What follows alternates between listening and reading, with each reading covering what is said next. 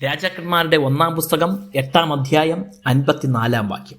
ശലോമോൻ യഹോവയോട് ഈ പ്രാർത്ഥനയും യാചനയുമെല്ലാം കഴിച്ചു തീർന്ന ശേഷം അവൻ യഹോവയുടെ യാഗപീഠത്തിന് മുമ്പിൽ മുഴങ്കാൽ കുത്തിയിരുന്നതും കൈ ആകാശത്തേക്ക് മലർത്തിയിരുന്നതും വിട്ട് എഴുന്നേറ്റു.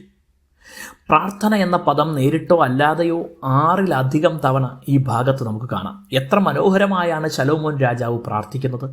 എല്ലാം ഉണ്ടെങ്കിലും ദൈവത്തിൽ ആശ്രയിക്കാൻ അതൊന്നും തടസ്സമല്ല എന്ന് വ്യക്തമാക്കുന്നു ഈ പ്രാർത്ഥനകൾ. ഉള്ളതെല്ലാം നഷ്ടമായി തീരാൻ അധിക സമയം വേണ്ട എന്ന യാഥാർത്ഥ്യം തിരിച്ചറിഞ്ഞുള്ള പ്രാർത്ഥനയാണിത്. ദൈവത്തെ ശലോമോൻ എത്രമാത്രം സ്നേഹിക്കുകയും ഭയപ്പെടുകയും ചെയ്തിരുന്നു എന്ന് ഇത് കാണിച്ചു തരുന്നു. എന്നാൽ പിൽക്കാലത്ത് അവയെല്ലാം തനിക്ക് കൈമോശം വന്നു എന്നത് ദുഃഖകരമായ കാര്യമാണ്.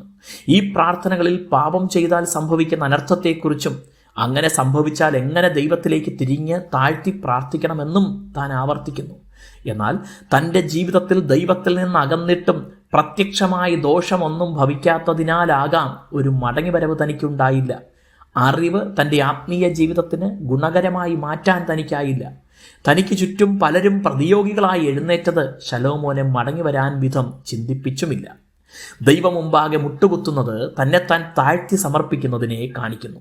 രാജ്യത്തിൻ്റെ മുഴുവൻ പ്രതിനിധിയായി നിൽക്കുന്നതിനാൽ ഒരു ജനത മുഴുവൻ ദൈവം മുമ്പാകെ മുട്ടുകുത്തുന്നു എന്ന് കാണിക്കുന്നു. കൈമലർത്തുന്നത് ദൈവത്തോട് യാചന ചെയ്യുന്നതിനെ കാണിക്കുന്നു. നാം ദൈവമക്കളാകിയാൽ ദൈവത്തിൽ നിന്ന് സകല നന്മയ്ക്കും അവകാശികളാണ്. എന്നാൽ അത് ദൈവത്തിൽ നിന്ന് പ്രാപിക്കാൻ നമ്മുടെ യോഗ്യത കൊണ്ട് സാധ്യമല്ല.